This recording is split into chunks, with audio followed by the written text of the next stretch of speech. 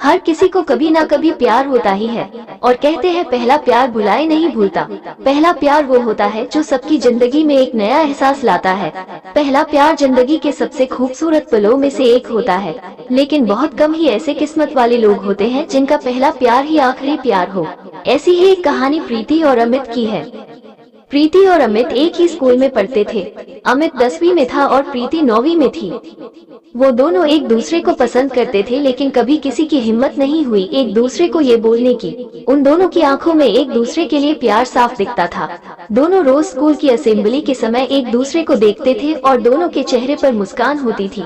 जब गर्मी की छुट्टियां चल रही थी और अमित को प्रीति की बहुत याद आ रही थी, क्योंकि अभी स्कूल भी बंद था और वो एक दूसरे को देख भी नहीं पाते थे और न ही उनका घर कहीं एक दूसरे के आजू बाजू में था। बहुत सोचते सोचते एक दिन अमित प्रीति को फेसबुक पर ढूंढने लगा, शायद उसका अकाउंट हो। स्कूल में उन दोनों ने कभी एक दूसरे से बात नहीं किया था और न ही कभी सोशल मीडिया पर एक दूसरे को फॉलो करते थे। अब जो कि स्कूल बंद थे, अमित खुद को रोक नहीं पाया। फेसबुक पर तो बहुत सी प्रीति नाम की लड़कियां मिली, लेकिन जिस प्रीति को वो ढूंढ रहा था वो नहीं मिली। अमित बहुत उदास हो गया। वो बहुत बेचैन हो रहा था प्रीति को देखने के लिए, लेकिन वो कुछ नहीं कर सकता था।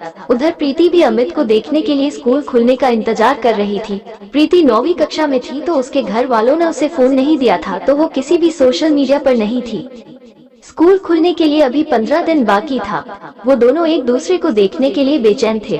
आखिर 15 दिन बाद स्कूल खुल गया। दोनों स्कूल जाने के लिए बहुत उत्सुक थे। अमित स्कूल समय के 10 मिनट पहले ही जाकर स्कूल गेट के बाहर खड़ा होकर प्रीति का इंतजार कर रहा था। सब बच्चे एक एक करके स्कूल आ रहे थे, लेकिन प्रीति अभी तक उसे नहीं दिखी। गेट पर खड़े चौकीदार ने कहा कि अंदर जाओ, अब गेट बंद होने वाला है। आखिर अमित क्या करता? वो अंदर चला गया और अपने क्लास में बैग रखकर प्रार्थना के लिए असेंबली में गया। वो बहुत उदास था कि प्रीति क्यों नहीं आई। आज स्कूल का पहला दिन है, क्या हुआ होगा उसे? अमित का ध्यान प्रार्थना में बिल्कुल भी नहीं था। जब प्रार्थना खत्म हुआ और सभी बच्चे अपने अपने क्लास में जाने लगे, तभी अमित ने देखा कि प्रीति अपने क्लास के लाइन में सबसे पीछे खड़ी थी। तो वो समझ गया कि प्रीति लेट आई होगी। अमित उसे देखकर बहुत खुश हो गया। अमित उससे बात करना चाहता था। एक बार ऐसा हुआ कि अमित और प्रीति की नजर मिली। दोनों के चेहरे पर मुस्कुराहट थी। दोपहर में जब लंच टाइम हुआ तो अमित प्रीति से बात करने की कोशिश कर रहा था। इसी कारण उसने अपना टिफिन भी नहीं खाया था। वो प्रीति के क्लास के बाहर ही चक्कर लगा रहा था कि कब उसे मौका मिले प्रीति से बात करने का और वो उसे स्कूल के बाद रुकने के लिए बोल सके। तभी थोड़ी ही देर में प्रीति को क्लास से बाहर आते हुए देखा। वो अकेली थी। मौका देखते ही अमित ने प्रीति से कह दिया कि स्कूल के बाद थोड़ी देर के लिए स्कूल के बाहर जो बस स्टॉप है वहाँ पर रुकना प्लीज। प्रीति उसे देखकर बोली ठीक है और चली गई। दोनों अपने क्लास में चले गए। बस जल्दी से स्कूल का समय खत्म होने का दोनों इंतजार कर रहे थे। प्रीति के मन में बहुत से प्रश्न चल रहे थे। अमित क्या बोलेगा? मैं उससे क्या बात करूंगी? स्कूल का समय खत्म हुआ। सभी बच्चे अपने घर जाने के लिए निकल गए। प्रीति और अमित भी स्कूल से निकले और बस स्टॉप पर गए। प्रीति जब वहाँ पहुँची तो अमित पहले से ही वहाँ खड़ा था। प्रीति उसके पास गई और उसके बाजू में जाकर खड़ी हो गई। अमित का दिल बहुत जोर से धड़कने लगा था। फिर अमित ने हिम्मत जुटाकर पूछा, तुम फेसबुक पर हो? वो बोली, नहीं, मेरे पास फोन नहीं है। अमित ने पूछा, क्यों? तो प्रीति बोली, अभी मैं 9वीं क्लास में हूँ और मेरे घर पर अभी फोन चलाना मना है। अमित बोला, ठीक है। फिर दोनों के बीच थोड़ी शांति थी। फिर अमित ने पूछा, आज तुम लेट क्यों आई स्कूल? प्रीति बोली, मुझे देर हो गया, मेरी बस छूट गई थी। फिर प्रीति बोली, क्यों, तुम मेरा इंतजार कर रहे थे? अमित थोड़ा मुस्कुरा कर बोला, हाँ। फिर अमित ने पूछा कि अभी तुम घर चली जाओगी तो अगर मुझे तुमसे बात करना हुआ तो कैसे बात करूंगा? तुम अपना नंबर दो ना। प्रीति बोली, क्या बात करना है तुम्हें?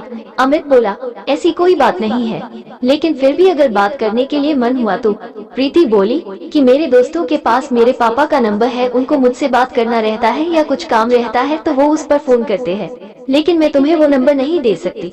और तभी प्रीति की बस आ गई और वो अमित को बाय बोलकर चली गई। अमित उधर ही रुका था थोड़ी देर तक और सोच रहा था कि वो प्रीति से कैसे बात करे। यही सोचते सोचते वो घर चला गया। उसे प्रीति की बहुत याद आ रही थी। उधर प्रीति भी रात भर सोई नहीं। उसे वो सब बात याद आ रही थी जो उसके और अमित के बीच हुई थी बस स्टॉप पर। आज पहली बार दोनों ने एक दूसरे से बात किया था। अगले दिन फिर दोनों स्कूल में मिले। दोनों खुश थे एक दूसरे को फिर से देखकर। कुछ दिनों तक ऐसा ही चलता रहा। वो दोनों बस स्टॉप पर थोड़ी देर के लिए मिलते और फिर अपने अपने घर चले जाते। एक दिन अमित ने सोचा, बस अब हो गया, मैं और ऐसे नहीं रह सकता। अब मैं प्रीति को अपने दिल की बात कह दूंगा। फिर क्या, अगले दिन बस स्टॉप पर प्रीति से मिलने गया तो बहुत ही हिम्मत जुटाकर गया था। अमित अंदर से बहुत घबराया हुआ था कि प्रीति क्या बोलेगी। जब वो बस स्टॉप पर मिले तो प्रीति उससे अपने परीक्षा के बारे में बात कर रही थी। तभी बीच में अमित बोल पड़ा, मुझे तुमसे कुछ बात करनी है। प्रीति बोली, हाँ बोलो। अमित चुप हो गया, उसके दोनों पैर कांपने लगे। फिर उसने आंख बंद करके जल्दी से बोल दिया, आई लव यू। ये सुनते ही प्रीति का दिल जोर जोर से धड़कने लगा। उसे समझ नहीं आ रहा था कि वो क्या बोले। अमित ने उससे कहा, कुछ बोलो, तुम क्या सोचती हो मेरे बारे में। प्रीति चुप ही थी। अमित ने कहा, मुझे इंतजार रहेगा तुम्हारे जवाब का, और उधर से चला गया।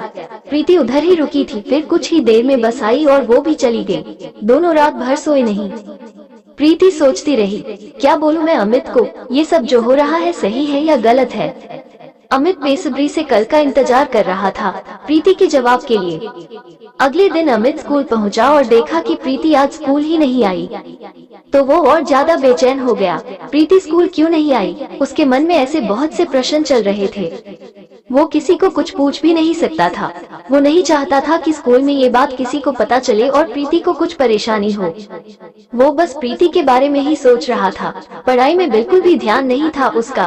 स्कूल खत्म हुआ तो वो सबसे पहले बस स्टॉप गया जहां वो रोज प्रीति से मिलता था। कुछ देर वहीं खड़ा था और फिर उदास होकर घर चला गया, इसी उम्मीद में कि कल जब प्रीति स्कूल आएगी तब उससे सब पूछ लेगा। अगले दिन प्रीति स्कूल आई थी और स्कूल के बाद वो उसी बस स्टॉप पर अमित से मिली। प्रीति के आते ही अमित उससे पूछने लगा, क्या हुआ था, कल तुम स्कूल क्यों नहीं आई। प्रीति बोली, कुछ नहीं, लेट हो गया था। अमित ने बोला, तो क्या हुआ, लेट ही आ जाती जैसे पहले आई थी देर से। प्रीति बोली, नहीं, ज्यादा लेट हो गया था क्योंकि मैं लेट सोकर उठी थी। अमित मुस्कुराने लगा और फिर पूछा कि क्या सोचा, मैंने तुमसे कुछ कहा था कल। प्रीति चुप ही थी, फिर बोली, क्या बोलूं, मुझे कुछ समझ ही नहीं आ रहा है। अमित बोला, उसमें इतना क्या सोचना, मुझे पता है तुम भी मुझसे प्यार करती हो, मैंने देखा है तुम्हारी आंखों में। प्रीति मुस्कुराने लगी। फिर अमित प्रीति का जवाब समझ गया और बोला, मैं समझ गया तुम्हारा जवाब, लेकिन सुनो, मुझे तुमसे बात करना रहता है। कैसे करूं? तुम्हारे पास तो फोन भी नहीं है। प्रीति बोली, तुम मुझे अपना नंबर दे दो, मैं तुम्हें फोन कर दूंगी जब पापा का फोन मेरे पास होगा तो, लेकिन तुम दोबारा उस नंबर पर फोन नहीं करना। अमित बोला, ठीक है, और उसे अपना नंबर दे दिया और दोनों अपने घर चले गए। शाम को अमित इंतजार कर रहा था कि शायद प्रीति फोन करे। वो अपने फोन की तरफ ही बार बार देखे जा रहा था। शाम से रात हो गई, प्रीति का फोन नहीं आया। अगले दिन स्कूल के बाद अमित ने प्रीति से पूछा, तुमने फोन क्यों नहीं किया? वो बोली, पापा का फोन नहीं था मेरे पास और मुझे समझ भी नहीं आ रहा था कि फोन पर मैं क्या बात करूंगी। अमित बोला, इसमें क्या, फोन करती तो बात अपने आप हो जाती। कुछ ऐसे ही वो दोनों रोज स्कूल के बाद मिलते थे और प्रीति कभी कभी अमित को फोन करती थी, उनकी बातें होती थी। एक दिन ऐसा आया कि अमित का स्कूल में आखिरी दिन था क्योंकि वो 10वीं क्लास के बोर्ड की परीक्षा शुरू होने वाली थी और 10वीं क्लास की बोर्ड परीक्षा की पढ़ाई के लिए छुट्टी होने वाली थी। दोनों आज बस स्टॉप पर मिले। प्रीति बहुत उदास थी कि कल से अमित स्कूल नहीं आएगा और अमित भी बहुत उदास था। प्रीति ने अमित से कहा कि अच्छे से पढ़ाई करना बोर्ड पेपर के लिए। अमित बोला, हाँ। अमित की आंखों में आंसू थे और उसने कहा, कल से मैं तुमसे नहीं मिल पाऊंगा। प्रीति शांत थी और बोली, ऐसे उदास मत हो, मैं तुम्हें फोन करूंगी रोज।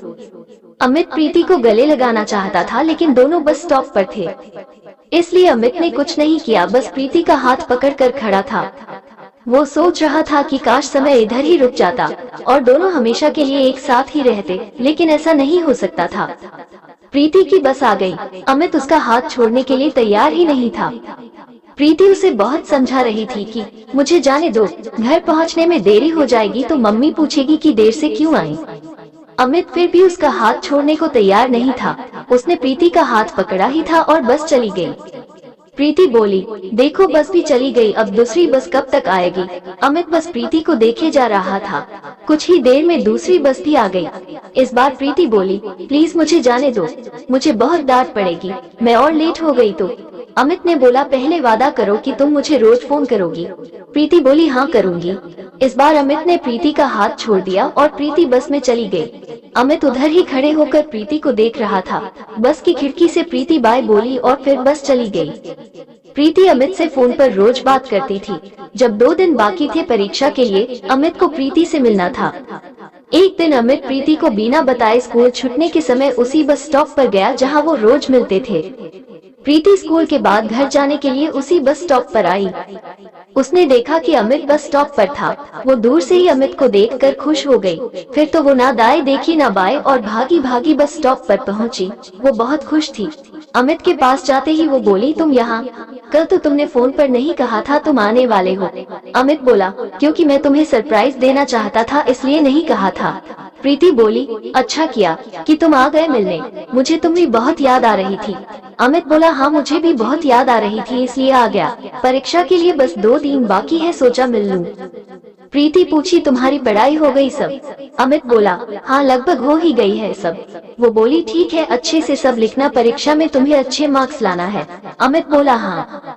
2 दिन बाद अमित का पहला पेपर था। परीक्षा के एक दिन पहले अमित का फोन खराब हो गया। अमित का छोटे भाई फोन से खेलते खेलते उसे पानी में गिरा दिया था। अमित को बहुत गुस्सा आ रहा था क्योंकि अब वो प्रीति से बात नहीं कर सकता था और ना ही अभी उसे दूसरा फोन मिलता क्योंकि परीक्षा चल रहा था तो उसके पापा उसे दूसरा फोन नहीं देते अभी। उधर प्रीति भी बहुत परेशान थी कि क्या हो गया, अमित का फोन क्यों नहीं लगता अब। फिर वो सोची कि शायद वो पढ़ाई करता रहता होगा तो फोन बंद कर दिया होगा। प्रीति इंतजार कर रही थी कि शायद परीक्षा खत्म होते ही अमित मिलने आए। अमित ने यही सोचा था कि जैसे ही परीक्षा खत्म होगा तो वो प्रीति से मिलने जाएगा। आखिर वो दिन आ ही गया। आज अमित का आखिरी परीक्षा था। अमित बहुत खुश था कि परीक्षा के बाद वो सीधा बस स्टॉप जाएगा प्रीति से मिलने। आज उसका हिंदी विषय का परीक्षा था। वो परीक्षा में जल्दी जल्दी हाथ चला रहा था कि जल्दी से पेपर खत्म और वो प्रीति से मिलने जाए। पेपर खत्म हुआ और वो सबसे पहले अपने क्लास से निकला और सीधा उसी बस स्टॉप पर गया। अभी स्कूल की छुट्टी होने के लिए 2 घंटे बाकी थे, फिर भी वो चला गया उधर और इंतजार कर रहा था प्रीति का। वो 2 घंटे भी उसे अब सालों लग रहे थे। 3 बज गए, स्कूल के छूटने का समय हो गया। अमित की नजर बस प्रीति को देखने के लिए बेचैन थी। वो बेसब्री से उसका इंतजार कर रहा था। आखिर प्रीति उसे दिख गई बस स्टॉप की तरफ आते हुए। प्रीति की नजर अमित की ओर दूर से ही गई। वो खुद को रोक नहीं पाई और वो दौड़ने लगी कि जल्दी से अमित के पास पहुंच जाए। उसको इतना भी ध्यान नहीं था कि वो रोड पर दौड़ रही है। तभी अचानक से दूसरी तरफ से एक ट्रक बहुत ही तेजी से प्रीति की तरफ आ रही थी। अमित कुछ कर पाता उसके पहले वो ट्रक प्रीति को टक्कर मारकर चला गया। अमित को कुछ समझ ही नहीं आया। वो उधर ही खड़ा रह गया कुछ देर और प्रीति के आजू बाजू बहुत भीड़ इकट्ठा हो गई। तभी किसी ने एम्बुलेंस को फोन किया। अमित दौड़ के प्रीति की तरफ गया। वो उसके पास जा ही रहा था कि उधर खड़े लोगों ने उसे रोक दिया। वो बिल्कुल शांत हो गया था, उसे समझ ही नहीं आया कि क्या हुआ। थोड़ी ही देर बाद एम्बुलेंस आई और प्रीति को पास वाले अस्पताल लेकर गए। अमित उधर ही खड़ा रह गया। कुछ देर बाद वो भी अस्पताल गया और प्रीति के लिए पूछताछ किया और उसके कमरे की तरफ गया। उधर उसने देखा कि प्रीति के मम्मी पापा भी आ गए हैं। अमित थोड़ी दूर ही खड़ा हो गया। उसने देखा कि प्रीति की मम्मी रो रही थी। ये सब देखकर उसे भी रोना आ रहा था। कुछ देर बाद एक डॉक्टर निकले प्रीति के रूम से। प्रीति के पापा डॉक्टर के पास गए और उनसे पूछने लगे, कैसी है मेरी बेटी? वो ठीक तो है ना? डॉक्टर उदास दिख रहे थे। फिर वो बोले, हम आपकी बेटी को नहीं बचा पाए। ये सुनते ही अमित वहाँ से चला गया। उसे बिल्कुल नहीं समझ रहा था कि वो कहाँ जाए, क्या करे। वो बस स्टॉप के थोड़ी दूर पर एक गार्डन था, वहाँ जाकर बैठ गया। वो बहुत रोने लगा। उसे प्रीति की बहुत याद आ रही थी। वो सोच रहा था कि प्रीति उसके वजह से ही आज उसके साथ नहीं है। ना वो आज उससे मिलने आता और ना ही वो सब हुआ होता। शाम हो गई थी। अमित वहीं बैठकर बहुत रोए जा रहा था। फिर किसी ने अमित को रोते हुए देखा तो उससे पूछा, क्या हुआ, तुम यहाँ बैठकर क्यों रो रहे हो? अमित कुछ नहीं बोला। फिर उस आदमी ने कहा कि घर जाओ, बहुत देर हो गई है, तुम्हारे मम्मी पापा तुम्हारा इंतजार कर रहे होंगे। वो उधर से उठा और धीरे धीरे चलते चलते घर आया। उसकी मम्मी उससे पूछने लगी, कहाँ था इतने देर तक और परीक्षा कैसा था आज का? अमित बोला, ठीक था और वो परीक्षा के बाद अपने दोस्त के घर चला गया था। इतना बोलकर वो अपने कमरे में चला गया। उसे खुद पर बहुत गुस्सा आ रहा था। वो बहुत रोया। वो खुद को माफ नहीं कर पा रहा था। वो बस यही सोच रहा था कि सब उसकी गलती थी, प्रीति की वो हालत उसके वजह से हुई। कुछ महीनों बाद अमित का रिजल्ट आया बोर्ड परीक्षा का। उसने अपना रिजल्ट देखा और वो अच्छे नंबरों से पास हुआ था। उसे अपने रिजल्ट की कोई खुशी नहीं हुई। वो बस यही सोच रहा था कि प्रीति होती तो वो कितनी खुश होती उसका रिजल्ट देखकर। अमित अब बिल्कुल बदल गया था। अब वो ज्यादा किसी से बात भी नहीं करता था, बस अकेले अकेले रहता था। आगे की पढ़ाई के लिए उसके मम्मी पापा ने उसे हॉस्टल भेज दिया। अमित वहाँ जाकर थोड़ा बदल रहा था। अब वो बाकी लोगों में थोड़ा घुल मिलकर रहता था, लेकिन वो प्रीति को नहीं भुला था और ना ही खुद को माफ कर पाता था। वो पूरी जिंदगी खुद को प्रीति का गुनाहगार समझता रहा। वो बस सोचता रहता कि उसके वजह से ही प्रीति उसे हमेशा के लिए छोड़कर चली गई।